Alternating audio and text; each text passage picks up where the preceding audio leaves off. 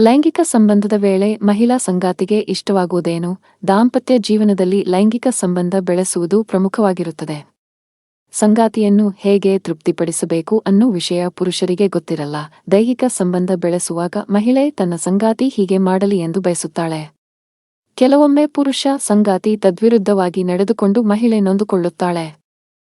ಲೈಂಗಿಕ ಸಂಪರ್ಕ ಬೆಳೆಸಕ್ಕೂ ಮೊದಲು ಪತಿ ತನ್ನೊಂದಿಗೆ ಸಂತಸದಿಂದ ಮಾತನಾಡಬೇಕು ಎಂದು ಬಯಸುತ್ತಾಳೆ. ರೊಮ್ಯಾಂಟಿಕ್ ಮಾತುಗಳ ನಂತರ ಮಹಿಳೆಯರಲ್ಲಿ ಕಾಮೋದ್ವೇಗ ಉಂಟಾಗುತ್ತದೆ ಎಂದು ಕೆಲವು ಅಧ್ಯಯನಗಳು ಹೇಳುತ್ತವೆ. ಉತ್ತಮ ಲೈಂಗಿಕ ಜೀವನಕ್ಕಾಗಿ ದಂಪತಿಗಳ ನಡುವೆ ಯಾವುದೇ ಮುಚ್ಚುಮರೆ ಇರಬಾರದು. ಹಿಂಜರಿಕೆ ಉಂಟಾದ್ರೆ ಲೈಂಗಿಕ ತೃಪ್ತಿ ಇರಲ್ಲ.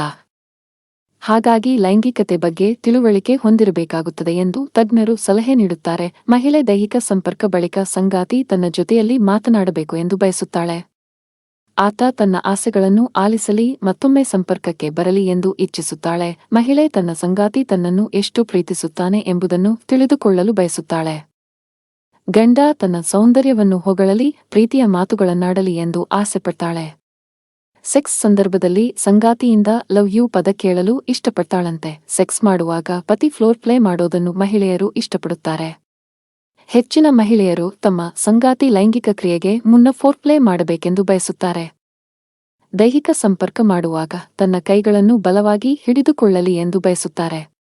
ನಂತರ ಗಂಡನ ತೋಳುಗಳಲ್ಲಿ ಬಂದಿಯಾಗಿ ಆತನ ಎದೆ ಮೇಲೆ ಮಲಗಲು ಇಷ್ಟಡುತ್ತಾರೆ ಎಂದು ಅಧ್ಯಯನಗಳು ಹೇಳಿವೆ. ಲೈಂಗಿಕ ಕ್ರಿಯೆ ಬಳಿಕ ಪತಿ ನನ್ನೊಂದಿಗೆ ಮಾತನಾಡಲ್ಲ ಎಂಬ ವಿಚಿತ್ರ ಪ್ರಕರಣಗಳು ದೆಹಲಿಯಲ್ಲಿ ದಾಖಲಾದ ಉದಾಹರಣೆಗಳಿವೆ. ಹಾಗಾಗಿ ಪುರುಷರು ತಮ್ಮ ಸಂಗಾತಿ ಏನು ಬಯಸುತ್ತಾಳೆ ಎಂಬುದನ್ನು ತಿಳಿದುಕೊಳ್ಳಬೇಕು.